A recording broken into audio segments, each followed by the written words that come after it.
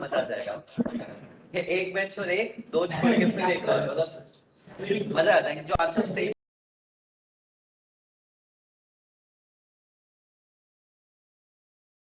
Start करते हैं और उस चैप्टर का नाम है हेरिडिटी एंड इवोल्यूशन। तो जैसा कि आपको पता है आपके बोर्ड से इवोल्यूशन वाला टॉपिक हटा चुके हैं, हेरिडिटी एंड इवोल्यूशन हमें चालू करना है। एंड आई मे से क्लियर यू दैट इवोल्यूशन हटा चुके हैं, थोड़ा सा हम लोग आपको फिर भी बता देंगे। Okay, anyone knows what is heredity? क्या आप मुझे बता सकते हो हेरिडिटी है क्या चीज?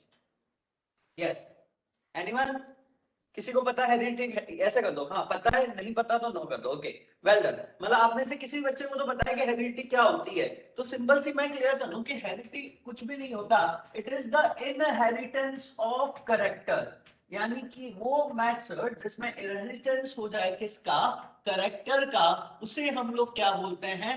That is commonly known as heredity. Clear है बात? यानी कि कैसे समझते हैं इसको? मान लो कभी नया नया बच्चा होता है, मतलब बच्चा तो नया ही होता है, उसको हमने खिलाया, ले ले ले तेरे गाल तो मम्मी पर गए हैं, आंखें पापा पर गई है, ऐसा कभी बोला आप लोगों ने? नहीं बोला तो बोलना जाके। तो जब हम ये कहते हैं ना कि नाक दादा पर गई है, आंख पापा पर गई है, तो that is the heredity, means that is the inheritance of character. यानी कि कोई भी फैमिली के कैरेक्टर, जो हमारे ऊपर जो कैरेक्टर है उसको नेक्स्ट आगे ऑफ स्प्रिंग में आना, उसे हम लोग क्या बोलते हैं? हेरिडिटी बोलते हैं। क्लियर है एवरीवन? तो लिखना हेरिडिटी में कि heredity is what? It is a process. लिखना heredity is a process, heredity is a process by which the character of parents, by which the character of parents, हाँ जी, बिल्कुल बिल्कुल।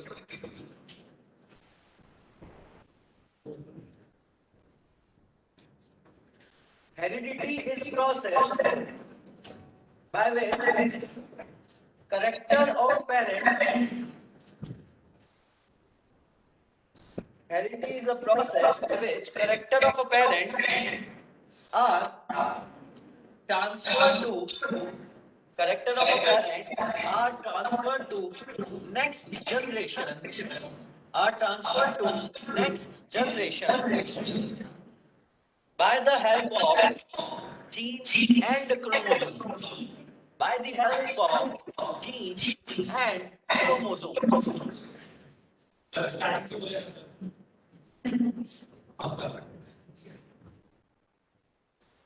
क्लियर है बात? यानी कि मैंने बोला कि आपके इनहेरिटेंस होना है किसका? कैरेक्टर का।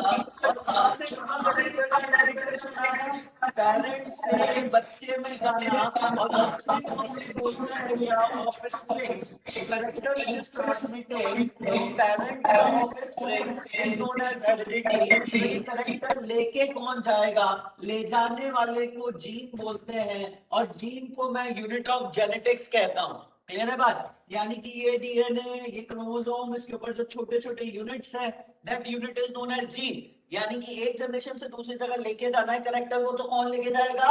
जीन्स लेके जाएंगे। क्लियर है बात?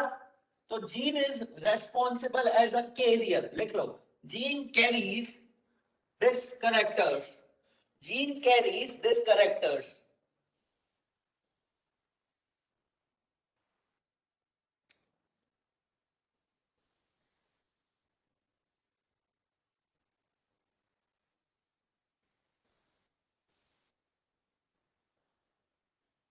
क्लियर है? लिख लिया सबने? चलो इधर देखो, मेरे पास सबसे पहले था डीएनए, डीएनए से आरएनए बना, और आरएनए से प्रोटीन बना। Clear? There is a process कि डायरेक्ट डीएनए से हम लोग कोई काम नहीं ले सकते, तो हम लोग डीएनए से सबसे पहले आरएनए बनाएंगे, और आरएनए से हम लोग क्या बनाएंगे? प्रोटीन बनाएंगे। तो डीएनए से आरएनए बनाने वाले प्रोसेस को हम लोग बोलते हैं ट्रांसक्रिप्शन, और आरएनए से प्रोटीन बनाने वाले प्रोसेस को हम लोग बोलते हैं ट्रांसलेशन। तो आइंदा से आपके पास कभी भी ये वर्ड आ जाए, what is transcription, what is translation, तो आप बोल सकते हो uh transcription is a process by which makes a RNA from the DNA। Clear है? यानी डीएनए से आरएनए बनाने के लिए प्रोसेस को ट्रांसक्रिप्शन कहते हैं, आरएनए से प्रोटीन बनाने वाले प्रोसेस को ट्रांसलेशन कहते हैं। क्लियर है बच्चों? ओके, चलिए लिख लो इसको। उसके बाद आगे बढ़ते हैं हम लोग। Traits, what do you mean by traits? Actually जब हम लोग बात करते हैं जेनेटिक्स की, तो आपको ये पता होना चाहिए कि पिताजी कौन है जेनेटिक्स के। सबसे पहले ट्रेट के बारे में आपको बताऊंगा व्हाट इज जेनेटिक्स। सबसे पहले हम लोग ये डिस्क्राइब करेंगे कि व्हाट इज जेनेटिक्स। अगर आपको पता नहीं है जेनेटिक्स, तो इसके बारे में ध्यान होना बहुत जरूरी है। Genetics is nothing else, it is a branch of biology in which we study the genes and chromosome। वो ब्रांच जिसमें हम लोग जीन्स के बारे में, क्रोमोसोम्स के बारे में पढ़ते हैं, डीएनए के बारे में पढ़ते हैं, उस ब्रांच को हम लोग क्या बोलते हैं? जेनेटिक्स कहते हैं। क्लियर है? तो genetics is what? Genetics is a branch in which we study the genes, we study the chromosome, we study the DNA, it is known as genetics। और इनके पिताजी का नाम पता है क्या? The पिताजी of genetics is known as Mendel। In short, father of genetics is known as Mendel। और आपको एक बात जानकर बहुत ज्यादा चुना लगेगा, जब ये जिंदा थे तो ये पिताजी नहीं बन पाए। एक्चुअली क्या हुआ, जो मेंडल थे ये अपने मरने के 30 साल बाद पिताजी बने। After the death of the Mendel and after 30 years of the discovery, he became a father of genetics। अब कहोगे सर ये बात समझ में नहीं आई है कि जिंदा रहते हुए कोई पिताजी नहीं बना, मरने के बाद कैसे बने? तो ये बताते हैं। मेंडल जी जो थे ना, वो मैथमेटिशियन थे। मतलब उन्हें मैथ्स से प्यार था, और हम लोग ठहरे बायो वाले। अगर बायो वाले को कोई मैथ्स के लिए दे देता है ना, तो हम लोगों के ऊपर से निकल जाता है। तो मेंडल जी ने जब जेनेटिक्स की डिस्कवरी करी, जब हमें जीन्स के बारे में बताया, तो इन्होंने अपने जितने भी रिजल्ट थे वो सब किस में दिए? इन्होंने मैथ्स में दिए। मतलब ये नॉर्मल भाषा तो बोलते नहीं थे, मैथ्स में दिए। तो दूसरे जो साइंटिस्ट थे उन्होंने क्या बोला? बायो वाले साइंटिस्ट थे, उन्होंने बोला नहीं नहीं गलत है गलत है गलत है। तो इनकी थ्योरी को क्या कर दिया गया? डिस्क्रेडिट कर दिया गया कि नहीं गलत है। लेकिन उसके बाद जब रीमेंडलियन डिस्कवरी हुई, 3 इनके स्टूडेंट्स थे या 3 इनके साइंटिस्ट थे जिन्होंने दोबारा मेंडल की स्टडी करी, और दोबारा जब रिजल्ट निकाला बायो में, तो पता चला कि जो सर देखे गए थे और जो हमने निकाला सॉरी, दोनों एक जैसे थे, दोनों सेम थे। तब फिर बताया गया कि जेनेटिक्स की डिस्कवरी हमने नहीं, हमसे पहले मेंडल नहीं कर ली थी। तब उसके बाद से बोला जाने लगा Mendel is known as the father of genetics. Clear है बात? तो बात समझ में आई कैसे कोई मरने के 30 साल बाद पिताजी बनता है? ऐसे बनता है, वो भी इनके 3 शिष्यों के हिसाब से। और 3 शिष्यों के नाम पूछे जाते हैं तो हम आपको अभी बताएंगे। That's named as what? That named as Enrique Montesmark और 3 ह्यूगो डी वेरिस, अगर आपने नाम सुने हो तो। चलो लिखो सबसे पहले जेनेटिक्स के बारे में। लिखिए, it is a branch of biology in which we study the genes, chromosomes and the DNA. It is a branch of biology in which we study the gene, chromosome and the DNA।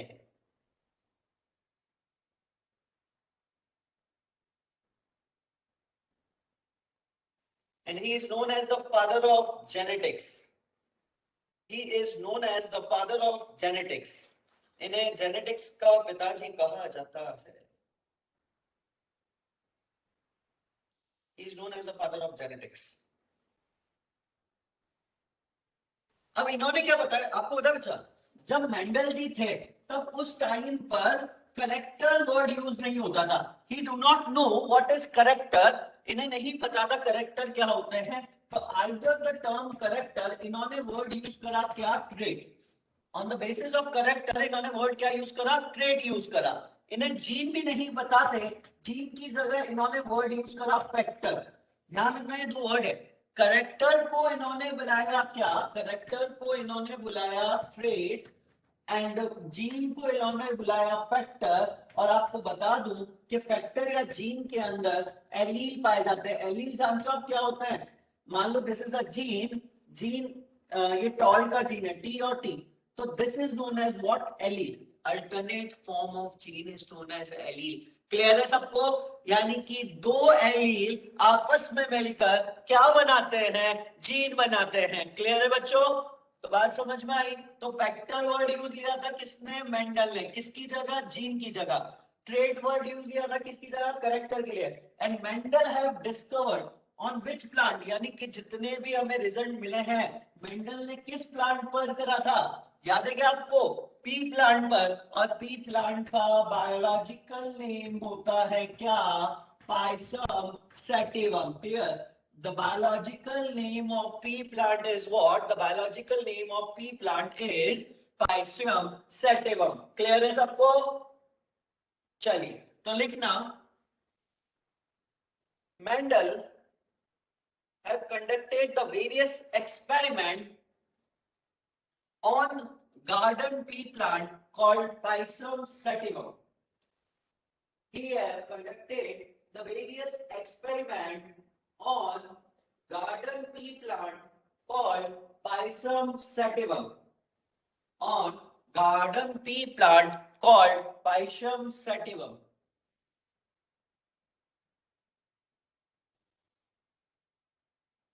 On the basis of that, he have proposed the 3 laws। Pycium sativum के basis पर इन्होंने 3 law propose करे और उस loss का नाम था law of dominance, एक का नाम था law of dominance. Clear, he have proposed the 3 laws। तो one is known as the law of dominance, दूसरा था लॉ ऑफ सेग्रीगेशन, दूसरा था लॉ ऑफ सेग्रीगेशन, और तीसरा था law of independent assortment. Clear, and the third is known as what, law of independent assortment.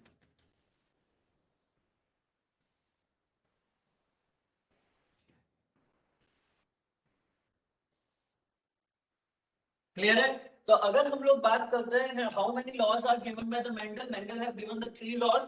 और first is known as law of dominance, another law of segregation, and the third is known as law of independent assortment। written everyone, clear, 3 laws के बारे में लिख दिया, हम लोग इन 3 laws के बारे में पढ़ेंगे। क्लियर, तो अब एक बहुत कॉमन क्वेश्चन आपके बोर्ड के एग्जाम के अंदर पूछा जाता है, why Mendel have selected the pea plant.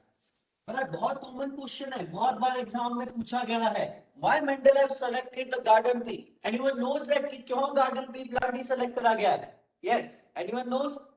Yes, okay. तो आपको पता है कि गार्डन पी सेलेक्ट करने का रीजन क्या है? The reason behind the selection of garden pea is that it is bisexual. जो पी प्लांट होता है वो क्या होता है? बाइसेक्सुअल होता है। बाइसेक्सुअल को सबको मतलब बताएगा what is bisexual? Everyone knows that, yes और नो? हां के ना? यू कर दो, यस तो यस। क्लियर, तो सबको पता है बाइसेक्सुअल, कुछ को नहीं पता क्योंकि उनकी गर्दन नहीं हिली, तो मैं बता देता हूं। There are the 2 terms, one is known as unisexual और दूसरी टर्म जो है वो है बाइसेक्सुअल। तो यूनिसेक्सुअल का मतलब क्या होता है? एक प्लांट पर केवल एक सेक्स ऑर्गन, या तो प्लांट मेल हो या प्लांट फीमेल हो, या तो वो मेल हो या फीमेल हो, एक ही प्लांट पर एक ही सेक्स ऑर्गन पाया जाता है। ऐसे प्लांट को या ऐसे ऑर्गेनिज्म को यूनिसेक्सुअल कहते हैं। बाइसेक्सुअल मतलब क्या? सिंगल प्लांट पर फीमेल और मेल दोनों पाए जाते हैं, इसलिए इसे बाइसेक्सुअल कहते हैं। तो समझ में आ गया व्हाट इज यूनिसेक्सुअल और बाइसेक्सुअल? क्लियर है सबको? ठीक है, तो पी प्लांट सेलेक्ट करने का रीजन क्या था? सबसे पहला रीजन था क्या कि दे आर द बाइसेक्सुअल, मतलब बाइसेक्सुअल होंगे तो इस प्लांट पर सेल्फ पॉलिनेशन भी पॉसिबल है, यानी कि अपने आप पॉलिनेट कर देंगे अपने आप को, या इसके ऊपर क्रॉस पॉलिनेशन भी पॉसिबल है। तो दीज आर व्हाट, क्यों मेंडल ने पी प्लांट सेलेक्ट करे थे? तो सबसे पहला रीजन ये था कि it is bisexual, so it can self pollinate and it can cross pollinate. ये सेल्फ भी कर सकते हैं, क्रॉस भी कर सकते हैं, क्योंकि ये बाइसेक्सुअल है। क्लियर है बात?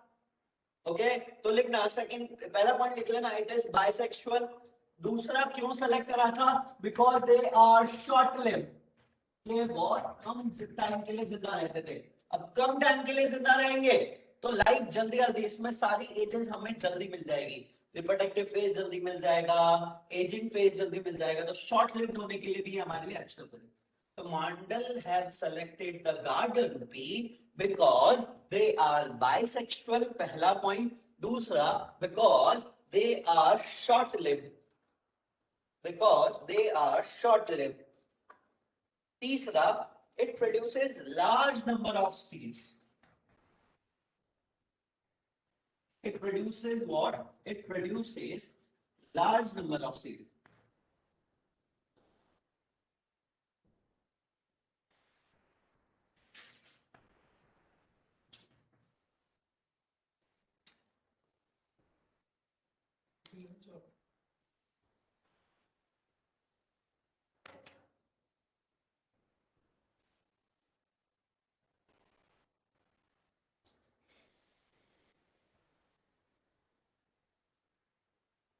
It is easy to grow.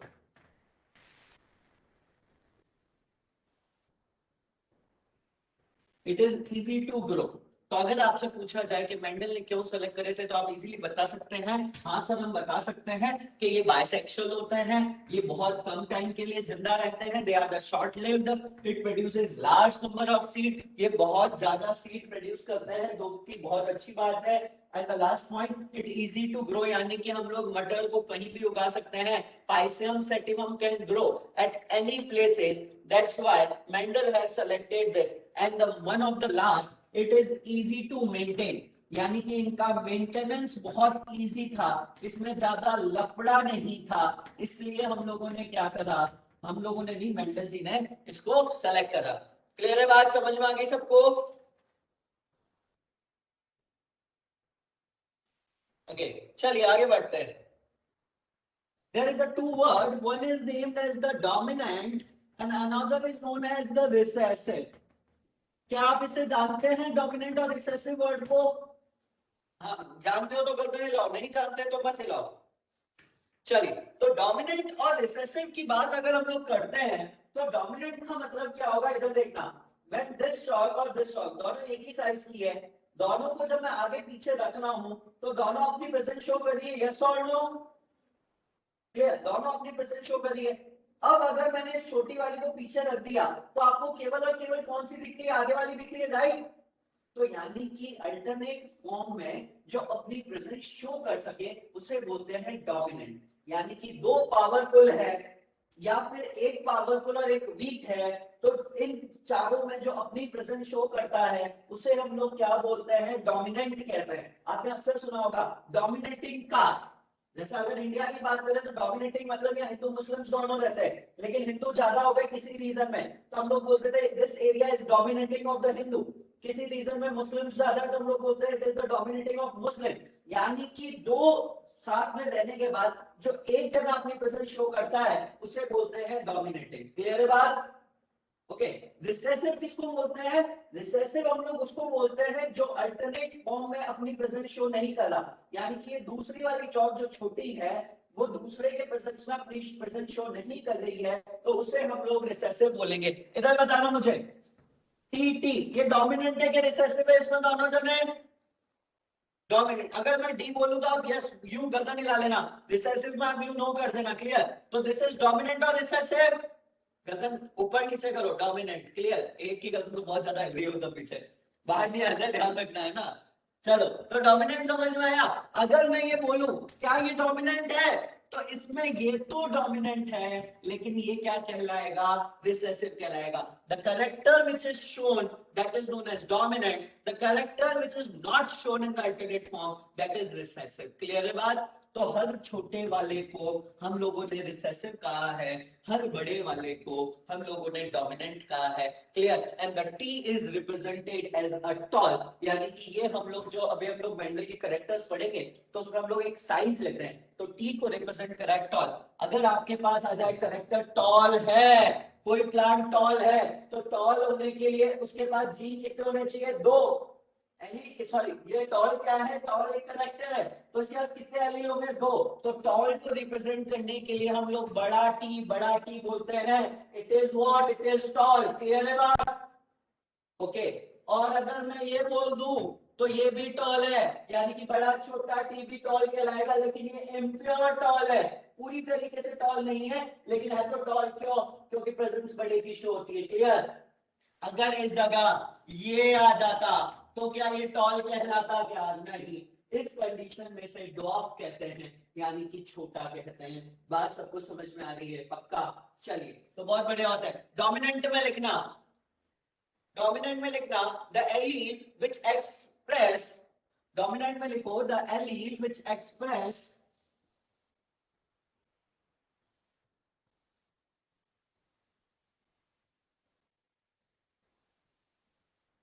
Dominant में लिखना the allele which express itself in both homozygous and heterozygous condition. Allele which can express in both homozygous and heterozygous condition. यानी कि बड़ा टी में भी और बड़ा टी और छोटा टी में भी जो अपने आप को एक्सप्रेस कर पा रहा है उस कंडीशन को हम लोग डोमिनेंट कहते हैं। क्लियर है बात? रिसेसिव में लिखना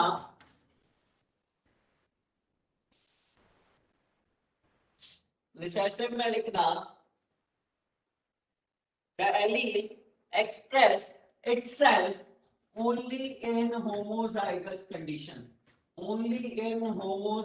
condition, यानी कि ऐसा एलील जो अपने आप को केवल और केवल होमोजाइगस कंडीशन में एक्सप्रेस कर सके इसे रिसेसिव कहते हैं। फॉर एग्जांपल अगर मैं बड़ा टी छोटा टी लिखूंगा तो इसके आगे क्रॉस मार दो, because it is not recessive, ये अपने आप को केवल और केवल टी में एक्सप्रेस कर सकता है। तो बात समझ में आ गई सबको? डोमिनेंट और रिसेसिव क्या होता है? डोमिनेंट यानी कि अल्टरनेटिव फॉर्म कोई भी हो अपनी प्रेजेंस जो शो करता है उसे डोमिनेंट कहते हैं। रिसेसिव में केवल और केवल होमोजाइगोसिटिक कंडीशन में मिलेगा, हेटेरोजाइगोसिटिक कंडीशन में ये अपने आप को एक्सप्रेस नहीं कर सकता। तो आपको डोमिनेंट और रिसेसिव समझ में आया कि नहीं आया बच्चों?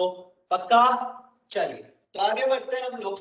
इसके बाद हमारे पास दो वर्ड है, होमो और हेटेरोजाइगस। समझ में आ गया आपको? इसके साथ साथ इसमें होमो और हेटेरो भी समझ में आ गया होगा। होमो मतलब दोनों से, इस कंडीशन को होमोजाइगोस कहता हूं मैं, इस कंडीशन को भी होमोजाइगोसिटी कहता हूं। जिसमें दोनों सेम हो उसे होमोजाइगस कहते हैं, जिसमें दोनों डिफरेंट हो उसे हेटेरोजाइगस कहते हैं। तो this condition is known as heterozygous and this condition is known as homozygous. Clear? चलिए आगे बढ़ते हैं। अब आता है हमारे पास सबसे पहले मोनोहाइब्रिड क्रॉस। सबसे पहले लिखना monohybrid cross.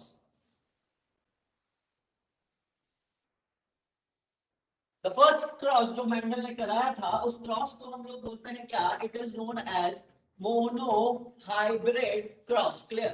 The first cross we have what? The first cross we have the monohybrid cross. Monohybrid cross में लिखना it is a cross performed to study the one character. It is a cross to perform the study of one character. केवल एक character की पढ़ाई करने के लिए जो क्रॉस करा गया था उसे मोनोहाइब्रिड क्रॉस कहा गया था। क्लियर है बात? It is a cross performed to study the one character at a time is known as monohybrid cross. Clear बात? इधर देखो कैसे केवल एक कैरेक्टर लेना है। टोटल मेंडल जी के पास 7 कैरेक्टर थे। मेंडल जी हैव स्टडी, लिख लो कॉपी के ऊपर इंपॉर्टेंट नोट डाल के 2000 का। Mendel have taken 7 contrasting character, या कैरेक्टर नहीं लिख के ट्रेट लिखना। Mendel have taken the 7 trait on garden pea. Garden pea पर मेंडल जी ने टोटल 7 ट्रेट या 7 कैरेक्टर के ऊपर पढ़ाई करी थी। क्लियर? क्लियर है बात? चलिए तो अब हम लोग बताते हैं मोनोहाइब्रिड क्रॉस होता कैसा एग्जैक्टली। क्लियर? हमने एक करेक्टर ले लिया, यहां पर हम लोग करेक्टर ले रहे हैं हाइट का। We have taken a character height, और इसमें हमने क्या करा? पापा से तो ले लिया टॉल, बड़ा टी। क्लियर? पापा से ले लिया बड़ा टी, मम्मी से ले लिया छोटा टी। इसको टॉल बोलूंगा कि dog? It is tall, yes और नो? यस सर ये टॉल है, और ये भी टॉल है, यस और नो? No sir. अच्छा है, मैं हमेशा रीजन ये भी होती है, ये भी होती है। तो it is not toll, it is what? It is dog. तो पापा से लिया टॉल, मम्मी से लिया डॉग, दोनों को आपस में क्रॉस कराया तो यहां से हमें मिलेगा क्या? एक बड़ा टी, एक छोटा टी, यानी कि this condition is known as tall. But this condition is a pure tall और impure tall? It is impure tall. ये प्योर नहीं है लेकिन इम्प्योर टॉल है, तो इसी को मोनो हाइब्रिड क्रॉस कहते हैं। ये जो जनरेशन हमें मिली है इसे F1 जनरेशन कहते हैं, that is commonly known as first filial generation. Clear है बात? अब क्या करेंगे हम लोग, जब हमें F2 जनरेशन चाहिएगी तो हम इस F1 को F1 से मल्टीप्लाई कराएंगे। F1 को F1 से मल्टीप्लाई कराना मतलब बड़ा टी छोटे टी को बड़ा टी छोटे टी से मल्टीप्लाई कराओ, तो आपको क्या क्या मिलेगा, इधर देखो टी टी बड़ा टी छोटा टी और छोटा टी बड़ा T and the last one is T T. ये कंडीशन मिल जाएगी आपको, यस और नो? क्लियर है बात? क्लियर? तो F1 को जब हम लोग F1 से कराते हैं तो हमें ये कंडीशन मिलती है।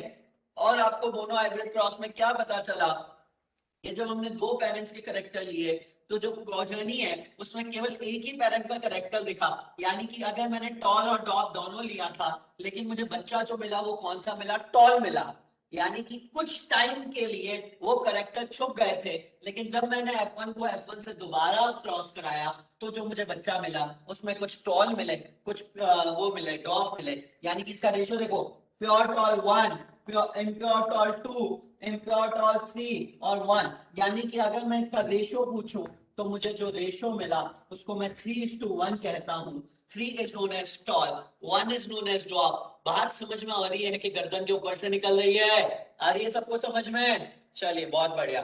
तो इसको कॉपी करो और इसमें लिखना मोनो हाइब्रिड क्रॉस में, इसको कॉपी कर लो, कॉपी आउट।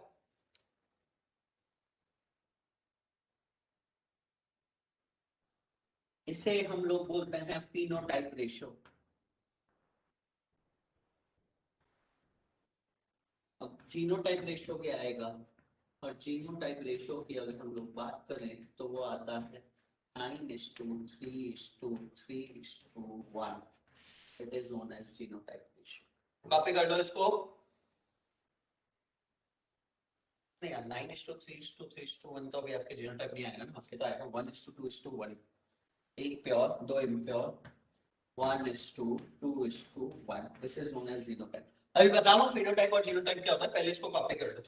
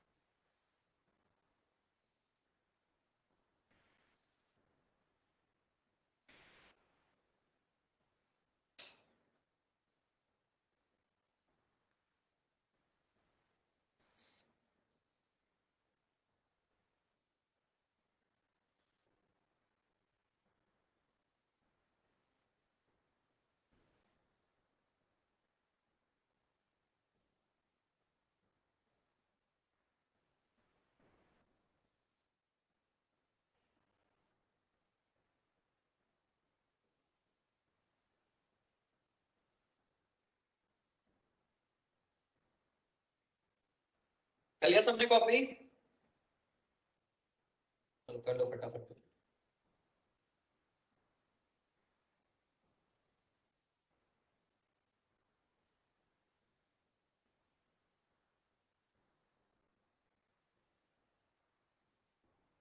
चलिए आगे बढ़ते हैं। तो मोनो हाइब्रिड क्रॉस सबको समझ में आया? आपका माइक ऑन है, अगर कोई दिक्कत है तो पूछो। मोनो हाइब्रिड क्रॉस समझ में आया सबको? आवाज नहीं आई मेरे पास।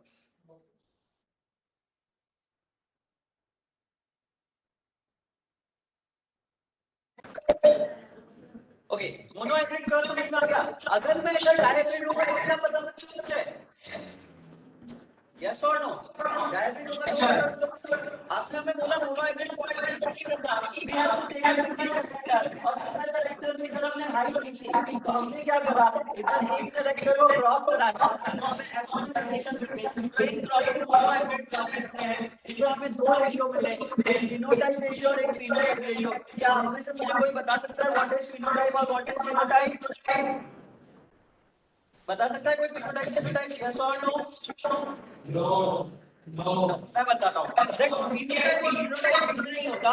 जीनोटाइप का मतलब है it is a genetic makeup, यानी कि उसके पास जीन कितने हैं, तो जेनेटिक मेकअप को जीनोटाइप कहते हैं और मॉर्फोलॉजिकल अपीयरेंस को फिनोटाइप कहते हैं।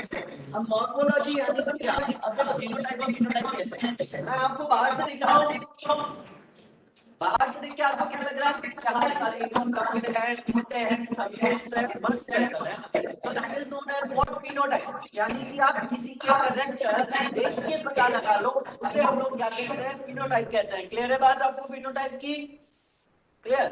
लेकिन अगर मैं पूछूं कि आप मेरा जीनोटाइप बताओ, तो बता सकते हो कि मेरे कितने जीन्स मेरे लंबे हैं, कितने जीन्स छोटे हैं, बता सकते हो क्या, नहीं। तो that is known as genetic makeup. Genetic actually genes के बारे में, जीनोटाइप यानी कि देख के पता लगा दो। तो जब मैंने इस प्लांट को देखा इस वाली कंडीशन में, कहा गया मैंने किसको देख रहा हूं, तो ये कभी हम लोग इसको टॉल मानते हैं, यस और नो, टॉल मानते हैं, यस सर, इसको भी टॉल मानते हैं, यस सर, इसको भी टॉल मानते हैं, यस सर, इसको हम क्या मानते हैं, डॉग मानते हैं, यस सर। तो ये रेशियो क्या हो गया, एक टॉल, दो टॉल, तीन टॉल, 3:1 का रेशियो हो गया। तो क्या मैं दूर से देख के पता लग रहा है कि 3 टॉल, एक डॉग, इसे हम लोग जीनोटाइप बोलेंगे, तो ये बोलेंगे फिनोटाइप। क्लियर है बात, है ना। अब सर इसमें देखो, बड़ा टी, तो ये प्योर टॉल है, पूरी तरीके से टॉल है, यस और नो, यस सर। तो एक तो प्योर टॉल मिल गया मुझे, ये वाला देखोगे ये क्या प्योर टॉल है, ये इम्प्योर टॉल है। क्यों, इसमें एक बड़ा टी है, छोटा टी है, तो ये क्या है, इम्प्योर टॉल है। ये वाला भी इम्प्योर टॉल है, इसमें बड़ा टी छोटा टी है, तो दो मुझे क्या मिल गए, वो क्या मिल गए, इम्प्योर टॉल। लाइटिंग से पता लगा था। और ये एक पूरी तरीके से क्या मिल गया, ड्वार्फ। This one is पूरी तरीके से ड्वार्फ मिला है। क्लियर है बात, तो इसे जेनेटिक रेशियो बोलते हैं। The genotypic ratio is what? The genotypic ratio is 1:2:1। अब बात समझ में आया, फिनोटाइप और जीनोटाइप। फिनोटाइप यानी कि जो देख के पता लगा लो, हाँ ये टॉल है, ये टॉल है, ये टॉल है, ये टॉल है, तो उसे बोला मैंने फिनोटाइप। लेकिन मैंने पूछा एग्जैक्ट बताओ कितने सही है और कितने सही नहीं है, तो हमने बोला ये तो प्योर है, ये है तो टॉल लेकिन इम्प्योर है, तो इसलिए कितने इम्प्योर है, 2, और ये प्योर ड्वार्फ है, तो इसलिए इस रेशियो को हम लोगों ने जीनोटाइप बोला। तो क्लियर है सबको, what is genotype, what is phenotype and what is the ratio, everyone knows that, clear. चलो तो जीनोटाइप फिनोटाइप रेशियो देखो, फिर आगे बढ़ते हैं। Now we are coming to the second cross that is found in dihybrid cross.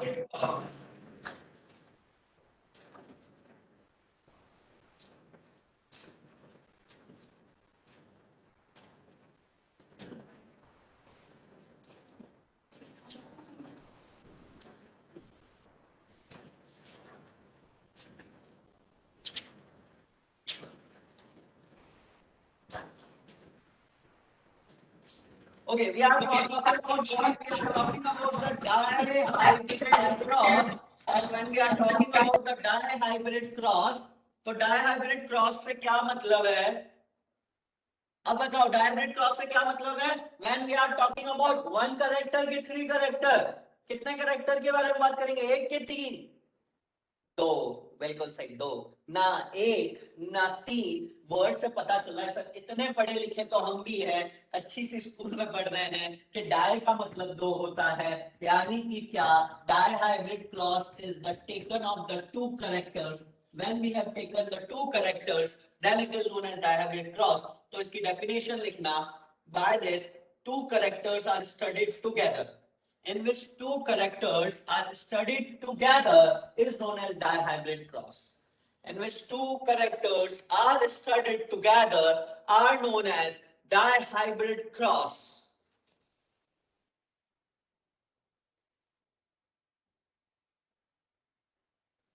Are known as dihybrid cross. Clear है बात?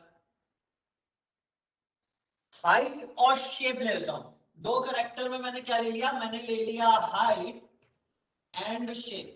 When we have taken a height and shape, अब मैं height को, आपको पता है मैं हाइट को, टॉल को रिप्रेजेंट करता हूं टी से, ड्वार्फ को मैं रिप्रेजेंट करता हूं किससे, ड्वार्फ को मैं रिप्रेजेंट करता हूं छोटा टी से।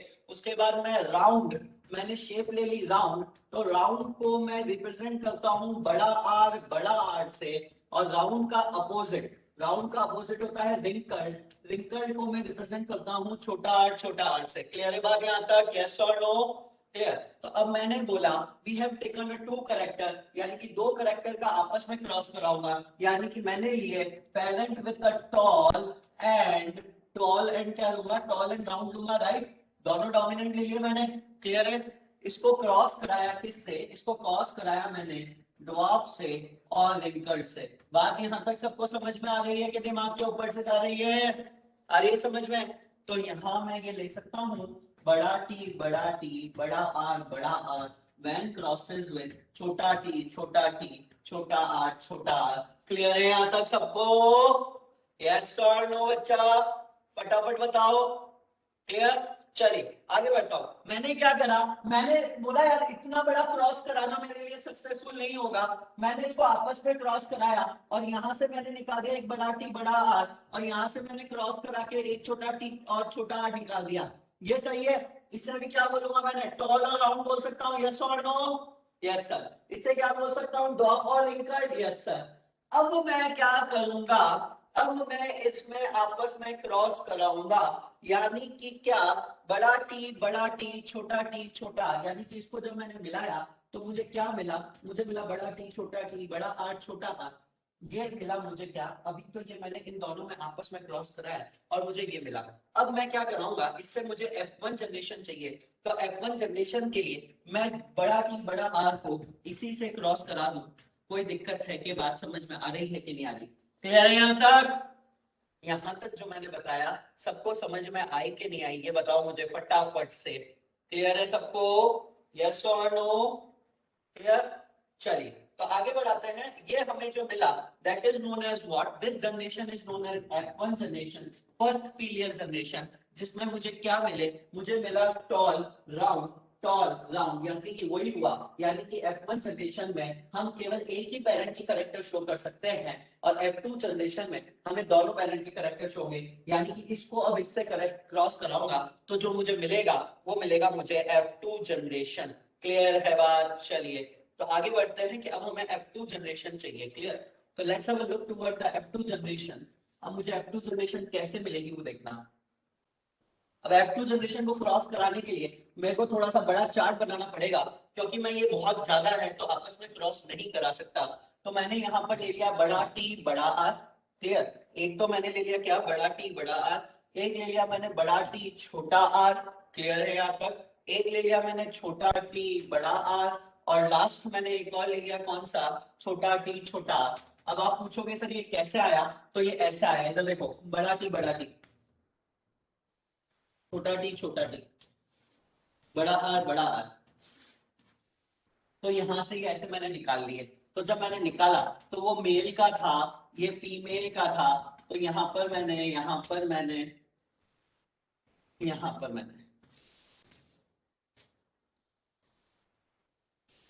16 हमें मिलेंगे टोटल।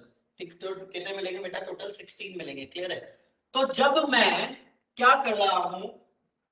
जब मैं क्रॉस करा रहा हूं किसके बीच में? इसको इससे क्रॉस कराऊंगा तो मुझे क्या मिलेगा देखना। बड़ा टी बड़ा आर। सही है कि नहीं है? जब इसको इससे क्रॉस कराया बड़ा आर, इसको फिर इससे क्रॉस कराओ तो बड़ा आर छोटा आर। क्लियर है? तो इसे क्या बोलोगे? It is known as what? It is known as tall and round. Yes और नो बच्चा? क्लियर है? ये टॉल एंड राउंड होगा। और ये वाला कैसा होगा? ये भी टॉल एंड राउंड होगा, भले इम्प्योर है लेकिन टॉल एंड राउंड होगा। इसको इससे क्रॉस कराओ तो क्या मिलेगा? फटाफट बोलो। बड़ा टी बड़ा आर। क्लियर है यहाँ तक? गर्दन हिलाओ भैया, समझ में आ रही है ना? हाँ के ना? गर्दन हिला के बताओ। ओके, बहुत बढ़िया। इसको इससे क्रॉस कराओ तो बड़ा टी को बड़ा टी बड़ा आर छोटा आर। क्लियर है पहली लाइन सबके? दूसरी लाइन में आ जाओ। बड़ा टी बड़ा आर छोटा आर। क्लियर? बड़ा टी छोटा आर। बड़ा टी बड़ा आर छोटा आर। बड़ा टी छोटा आर छोटा आर। सेकंड लाइन क्लियर है सबको? यस और नो? क्लियर ना? इसको इससे कराओ वापस। बड़ा टी छोटा टी बड़ा आर बड़ा आर, फिर कराओ बड़ा टी छोटा टी बड़ा आर छोटा आर, फिर कराओ छोटा टी, ये छोटा है कि बड़ा है, होल्ड अ सेकंड, ये छोटा है, छोटा है, ओके हाँ ये छोटा है, तो छोटा टी बड़ा आर बड़ा आर, फिर करो छोटा टी बड़ा आर छोटा आर, लास्ट छोटा टी बड़ा आर छोटा आर, फिर क्रॉस करो बड़ा टी छोटा आर छोटा आर, फिर क्रॉस करो बड़ा टी बड़ा आर छोटा आर, फिर क्रॉस करो छोटा टी छोटा आर। यहाँ तक सबको बात समझ में आ रही है कि नहीं आ रही है, बताओ मुझे। तो आप इसको जब देखोगे तो आपको क्या पता लगेगा, अगर मैं आपसे पूछूं कितने राउंड और टॉल है, तो जो आप निकालोगे तो आपको टॉल और राउंड टोटल 9 मिलेंगे। देखो ये क्या है, टॉल एंड राउंड, यस और नो, यस सर। ये क्या है, tall and round, yes sir. ये क्या है, tall and round, yes sir. ये क्या है, tall and round, yes sir. ये भी टॉल एंड राउंड है, 5, यस सर। क्या ये टॉल एंड राउंड है क्या? कम ऑन, नो सर नहीं है। आप देखो बड़ा टी मिल रहा है, टॉल तो है लेकिन राउंड नहीं है, क्योंकि छोटा आर आपने हमें बताया था क्या होता है, रिंकल्ड होता है, तो it is tall and wrinkled, toll and round नहीं है। क्या ये टॉल एंड राउंड है? Yes sir. तो 1 2 3 4 5, ये 6 वाला टॉल एंड राउंड हो गया। क्या ये टॉल एंड राउंड है? No sir. ये है tall and round, yes sir, तो 7। ये टॉल एंड राउंड है 8, यस सर। और एक और टॉल एंड राउंड कौन सा है, ये 9। तो बात समझ में आ रही है? तो टोटल टॉल एंड राउंड कितने हो गए, 1 2 3 4 5 6 7 8 और 9। तो मैं पूछ सकता हूं आपसे कि टॉल और राउंड टोटल कितने हो गए, 9 हो गए। क्लियर है आप तक सबको? यस और नो? अगर मैं पूछूं टॉल और रिंकल्ड कितने हैं, तो टॉल और रिंकल्ड बताओ कितने हैं बच्चों, इधर देखो। ये टॉल है और रिंकल्ड भी है, यस और नो? हाँ जी सर। क्लियर? और ये भी टॉल है, ये भी रिंकल्ड है, तो 1 2। और कौन सा रिंकल्ड, छोटा और किस में आ रहा है, इधर दिखाओ फटाफट। ये भी टॉल और रिंकल्ड है, यानी कि टोटल मेरे पास 3 टॉल और रिंकल्ड है। क्लियर है बात यहां तक? क्लियर? अब मैं पूछूं ड्वार्फ और राउंड कितने हैं। ड्वार्फ में छोटा टी आएगा और राउंड में बड़ा आर आएगा। तो इधर देखो, पहली लाइन तो पूरी हो गई, दूसरी लाइन पूरी हो गई, यहां तक देखते हैं। ये क्या है, ड्वार्फ है कि टॉल है? ड्वार्फ में गर्दन यूं करना, टॉल में गर्दन यूं करना, तो ये टॉल है कि ड्वार्फ है? टॉल है कि ड्वार्फ है? ड्वार्फ है, क्योंकि दोनों छोटे टी है और ये राउंड है, और मुझे यही तो चाहिए था। मैंने आपसे पूछा ड्वार्फ और राउंड कितने हैं, तो ड्वार्फ ऑफ राउंड 1 तो ये हो गया, ड्वार्फ ऑफ राउंड 2 ये हो गया, ड्वार्फ ऑफ राउंड की बात करें तो 3 ये हो गया, यानी कि मेरे को रेशियो मिला 9:3:2। अब एक कंप्लीट ड्वार्फ और रिंकल्ड चाहिए, तो पूरे चार्ट में ड्वार्फ और रिंकल्ड, छोटा टी ड्वार्फ, छोटा रिंकल्ड, पूरे चार्ट में एक ये मिला। तो मैं बोल सकता हूं what is a phenotypic ratio. तो आप बता सकते हो डायहाइब्रिड क्रॉस का फिनोटाइपिक रेशियो क्या होगा, 9:3:3:1। क्लियर है सबको? यस और नो? बहुत बढ़िया। चलिए चाहो दोस्तों कॉपी करो फटाफट, जल्दी कॉपी करो।